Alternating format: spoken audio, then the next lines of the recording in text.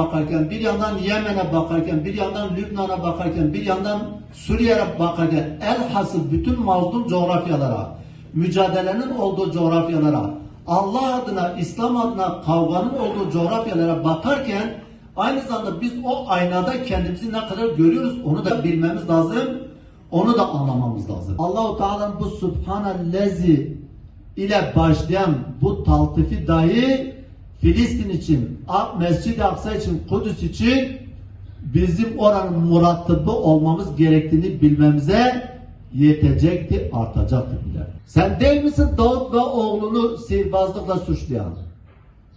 Sen değil misin Zekeriya ve Yahya aleyhisselam baba oğul peygamberi birini baltayla birini testereyle şehit eden? Sen değil misin Buhtun Nasır gelip sana musallat olduğu zaman inşallah ki biz de size musallat olacağız. İnşallah o gargat ağacı bizim şahitliğimizi yapacak. Sen değil misin ki 300 tane peygamber 300 tane peygamberi aynı anda mahpus tutan, dönek, ey Musa senle Rabbim gidin savaşın, biz burada oturuyoruz diyenler değil misin? Ne oldu da şimdi kalkıp arz-ı mevut aldatmasıyla bir heyula içine girmişsiniz? Kimsiniz?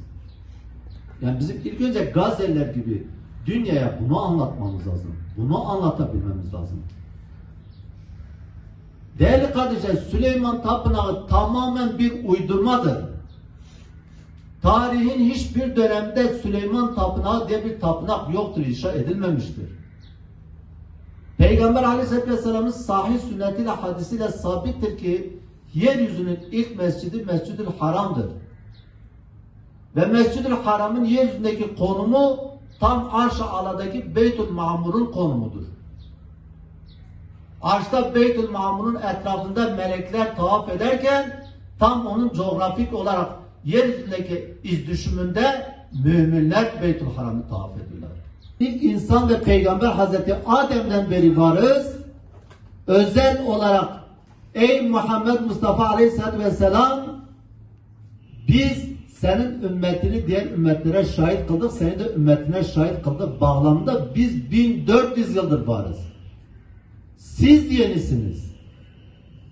Kimsiniz? Allah'ın arzında nefes alıyorsunuz, Allah'ın suyunu içiyorsunuz, Allah'ın nimetlerinden faydalanıyorsunuz.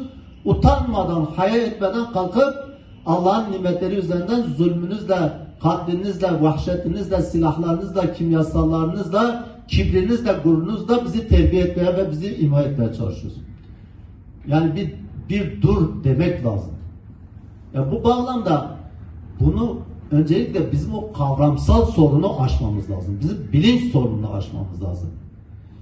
Biz kesinlikle bize dayatılan 3 ilahi din safsattasından da kurtulmamız lazım.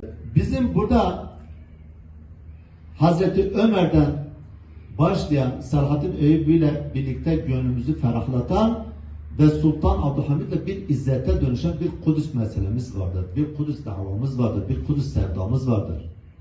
Ve bunu onlar biliyor.